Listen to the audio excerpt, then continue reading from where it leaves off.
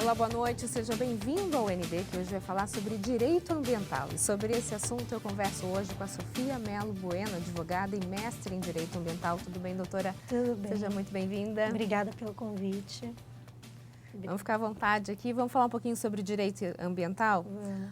Sobre isso, doutora, tem algumas pessoas que às vezes compram um imóvel na planta e depois acabam descobrindo que aquele local era protegido por lei. Muito comum isso? Acaba tendo prejuízo, tem que derrubar a casa, o que acontece? Não é assim uma coisa tão corriqueira, mas acontece e a gente de vez em quando se depara com algumas notícias nesse sentido.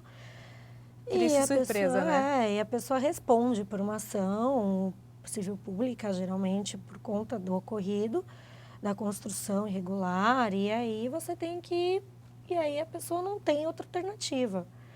Ela tem que sair do imóvel. Às vezes acontece em imóveis localizados no interior, sítios que às vezes estão inseridos em unidade de conservação, um parque, vamos supor, um parque estadual.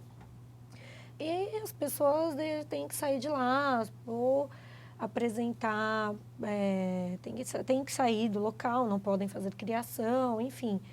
E aí a pessoa vai responder uma ação e pode perder, como também, né, dependendo da situação, ela pode vir a se adequar ambientalmente no local e até, de repente, permanecer. Mas, geralmente, quando a gente fala de direito ambiental, o meio ambiente, ele tem ele é mais... O direito ao meio ambiental, ele protege-se muito mais do que o direito individual, porque você está tratando de um direito coletivo, que a gente chama de difusos e coletivos. E aí, que quando a gente trata de direito coletivo, a sociedade, de uma maneira geral, ela tem uma força maior do que o próprio, uma situação, um indivíduo. Né? Então, as pessoas têm que realmente observar e obedecer as leis ambientais. A gente pode dizer que hoje os empresários eles estão mais atentos aos riscos que correm se as suas atividades não forem corretas, ambientalmente falando, nesse aspecto? Acredito que sim. Existe uma conscientização maior em relação a isso? Sim, por conta de todas as normativas que entraram no nosso sistema jurídico, enfim. A gente hoje se depara com empresários realmente bem preocupados em manter uma qualidade do produto e também em manter uma preocupação ambiental. E tratam de projetos, patrocinam projetos de proteção ao meio ambiente, produzem produtos ambientalmente sustentável, entendeu? Então, você hoje se depara realmente inclusive no ramo da construção civil, que a gente chama de edifícios inteligentes, edifícios sustentáveis, edifícios inteligentes, enfim, cada um, dependendo, pode dar uma denominação que acha melhor. Mas eles estão preocupados, sim, em produzir. E aí, isso daí é uma... Esses edifícios inteligentes que a gente fala são dessas pequenas ações, tipo a reutilização da água da chuva, essas ações. Sim, inclusive da qualidade de quem ali habita ou de quem ali trabalha. De repente, hoje, como o pessoal tá tomando uma consciência maior da poluição, vamos dar um exemplo em São Paulo, da poluição atmosférica. Então, muita gente deixou de usar o veículo e está usando bicicleta. Então, alguns edifícios, não é a maioria ainda, mas eu acredito que num futuro próximo, muitos irão até se adaptar, encontram e oferecem a quem trabalha edifícios comerciais, lugar para as pessoas tomarem banho, lugar para guardar. Facilidade. Né? Tem toda uma qualidade de vida no local de trabalho. Local verde, edifício verde, que a gente chama, né? E aí, ali tem aquela qualidade de vida. As pessoas, elas têm um espaço comum, arborizado. Agora, falando, por exemplo, na questão de Santos, a gente tem hoje essas construções muito altas, praticamente Santos hoje só consegue crescer para cima, né? O que deve ser levado em conta na hora de se erguer um empreendimento, por exemplo? A gente tem, às vezes, prédios com 20, 30 andares, tem prédios em Santos com 30 andares. Primeiro, plano diretor e aqui. O plano diretor, na realidade, ele vai dar uma diretriz para a cidade e a lei de uso e ocupação do solo da área insular, porque Santos ele é dividido em área continental e área insular. E a gente aqui na cidade está inserido na área insular. E hoje tem os edifícios com embasamento, que a gente chama, que são aquelas garagens, que são aquelas divisões do edifício com que ele não é habitável. Então, geralmente usa para garagem, chama de embasamento.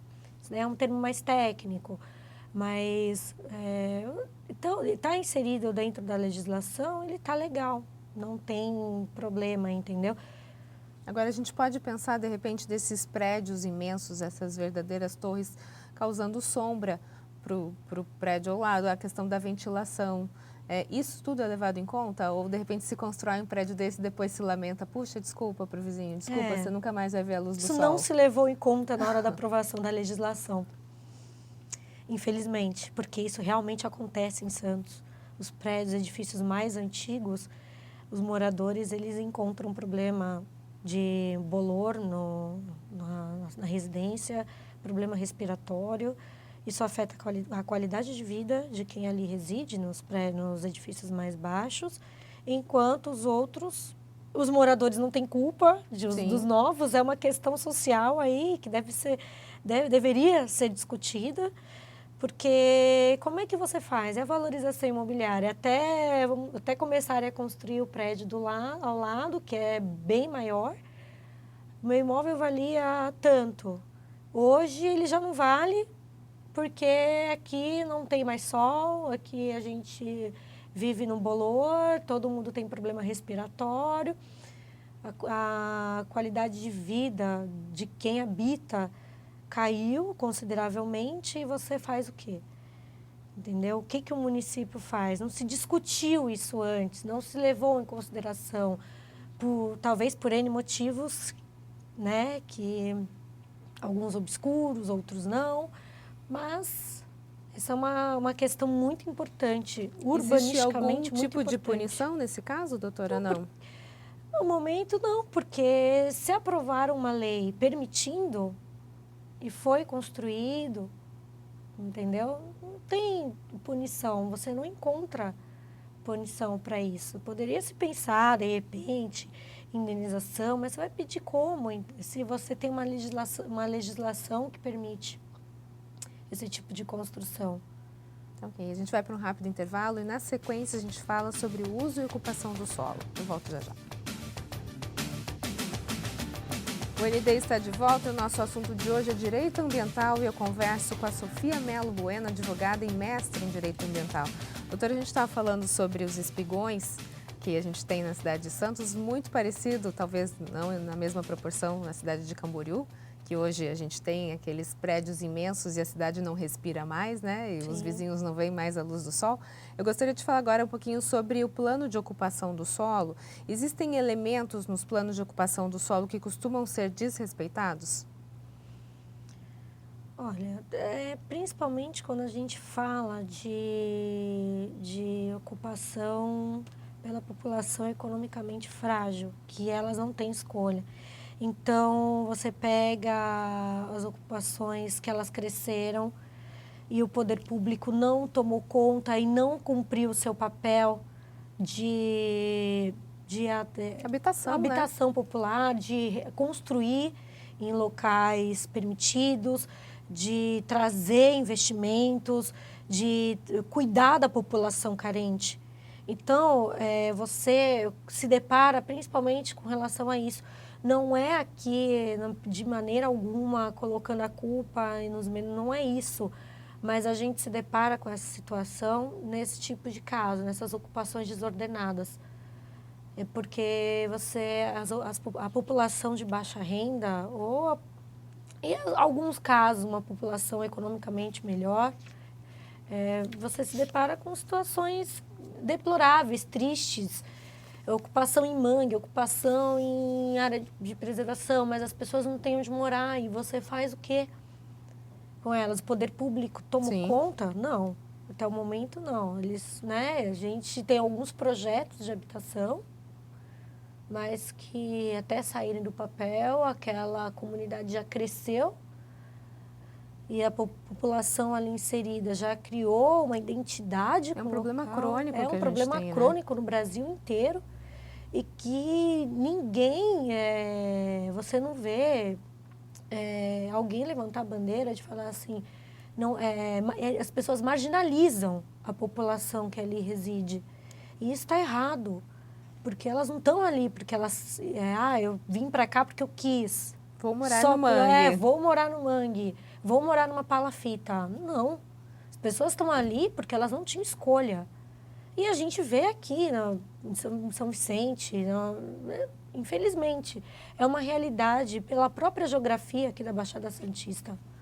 Agora, quando a gente fala de crescimento urbano e quando se fala em direito ambiental, parece que as duas coisas não combinam, né? É difícil a gente ter um crescimento urbano, a gente falar de grandes indústrias, grandes feitos numa cidade e ao mesmo tempo falar que a cidade preserva, cuida do seu meio ambiente de forma sustentável. É difícil as duas coisas trabalharem juntas, né? Eu vejo como um falso conflito, para falar a verdade, porque a gente tem um meio ambiente natural, um meio ambiente urbano, e você tem que acreditar que você vai conseguir inserir tudo que a gente tem de legislação, decreto, instruções normativas, regulamentações, dentro de cada empreendimento, vamos supor. Porque a gente tem, quando a gente fala de um empreendimento, a gente tem todas as etapas das licenças ambientais que devem ser respeitadas e são respeitadas. Se a gente for pensar, por exemplo, nesse quesito, doutora, a gente está falando do Complexo Andaraguá, que é um complexo empresarial gigantesco na cidade de Praia Grande, todo mundo está aguardando, serão milhões de empregos, movimentaria a economia da Baixada Santista de forma geral e está há 11 anos aguardando liberações ambientais. É um conflito que a gente tem? Então, ele respeitou as etapas da licença, como que foi do processo no nosso órgão ambiental aqui do estado de São Paulo, a CETESB, que é um órgão ambiental composto por técnicos muito bons, que servem de exemplo e até instruem outros órgãos em alguns momentos. E a gente tem as etapas da licença ambiental, que agora parece que eles estão na licença, estão aguardando a licença de instalação, que assim que for expedida, eles vão começar com as obras, com a construção do complexo. Como que o projeto foi feito, entendeu? Como que ele se adequou à legislação na época, ele teve que ir se adequando no decorrer do tempo, conforme também os técnicos foram solicitando documentação, foram solicitando projetos, foram solicitando Mas não é um processo muito moroso, se a gente for olhar assim, são 11 anos, a gente pensa sim, 11 anos, é um né? processo moroso, mas o que eu estou querendo esclarecer é assim, por que foi tão moroso, entendeu? A gente tem, infelizmente, se a gente for pegar a morosidade que a gente tem, tanto no poder administrativo como no judiciário, a gente se depara com situações aí de 20, 30 anos e as pessoas não conseguem, às vezes, obter um direito que é tão patente, mas com relação ao processo administrativo, eu não acompanhei esse caso. Eu estou dizendo pelo que a gente sabe e o que a gente acompanha na mídia. Ele teve que ir se adequando e está aguardando a licença de instalação, porque aí a gente vai... Para emitir essa licença foi requisitado, com certeza, muito com trabalho de técnicos competentes. Com certeza foi requisitado muita laudo de recuperação, laudo de impacto, o estudo de impacto ambiental, relatório. Então, tem toda uma série de critérios dentro da própria legislação que devem ser observados, entendeu? A gente vai para um rápido intervalo e, na sequência, a gente fala sobre o Porto de Santos. Eu volto já já. O ND está de volta. O nosso assunto de hoje é Direito Ambiental e eu converso com a Sofia Mello Bueno, advogada e mestre em Direito Ambiental. Doutora, a gente falou sobre os espigões, né? Sobre alguns assuntos relacionados aqui à Baixada Santista. Eu gostaria de falar agora sobre a questão do porto. Em locais como os nossos, quais devem ser os cuidados? O que deve ser observado para quem trabalha, para regular a relação das empresas e do governo com o meio ambiente? Das empresas que atuam No no porto. porto. Primeiro, com certeza, a emissão das licenças ambientais, e as licenças elas são renováveis, elas têm que ser renovadas. E o próprio meio de trabalho e a qualidade de como essas empresas, o que essas empresas oferecem aos seus colaboradores. E a gente pegar questão dos navios, quando vão atracar, como é que eles estão, vai o óleo, né? Tipo de carga? Tipo de carga. Enfim, isso deve ser observado. A gente teve recentemente uma discussão em torno dos navios-bomba, né? E a análise da instalação da Comgás ali, a questão do PDZ do Porto, a questão do direito ambiental leva em consideração? A gente está falando da questão de gás, né? E isso deve ser amplamente discutido, né? Porque... Inclusive com a população. Com a população local. Discutiram muito audiências públicas em Brasília, né? Mas aqui parece que a discussão ficou meio apagada, né? As pessoas não estão sabendo muito o que vai acontecer. Mas é extremamente perigoso você num atracador, que você num canal, que você é estreito, você atracar navio com combustível altamente explosivo e que pode, caso ocorra um acidente, pode comprometer quase que uma população enorme. Não sei exatamente um número exato, mas pode comprometer grande parte da Baixada. E aí você vai trazer para cá sem discutir, sem esclarecer, sem trazer um plano de ação emergencial, sem trazer um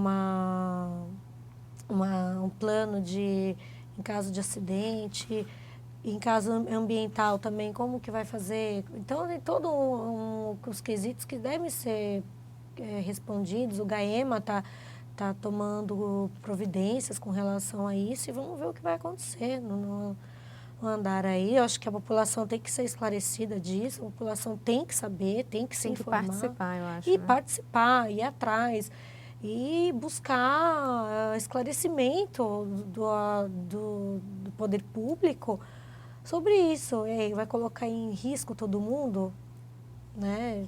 Por conta de um terminal. Então, isso não está ainda bem... Está nebuloso ainda, né? Ainda está estranho. Como é que fica a questão ambiental quando a gente fala de indústrias em Cubatão? Já é uma questão, né, que... Senti um silêncio aí. Ali, Cubatão é uma cidade de fumaça, né? Quantas pessoas morreram por problemas respiratórios, quantos bebês nasceram com problemas de saúde. Sim, há décadas atrás, essa era a referência, mas ela também ganhou o selo de qualidade do meio ambiente, da recuperação ambiental, porque começou a nascer no Brasil uma preocupação com isso, né? Desde que a gente inseriu na legislação, começou a inserir desde 81 a preocupação ambiental na nossa legislação. Cubatão, com certeza, foi uma das cidades que mais teve que se adequar, entendeu? Então, mas nesse quesito, a gente pode dizer que Cubatão evoluiu? Evoluiu, mas ainda tem problemas, e problemas sérios. Eu não acredito que Cubatão tenha se readequado tanto, porque você não consegue trazer o status quo do meio ambiente com uma degradação tão importante como foi. É difícil, é praticamente impossível. Ok, doutora, muito obrigada pelas suas agradeço. informações. Sucesso aí com a luta pelo meio Obrigada. ambiente. Obrigada. O ND fica por aqui. Uma ótima noite para você. Fique agora com o Jornal da Band. A gente se vê. Até mais.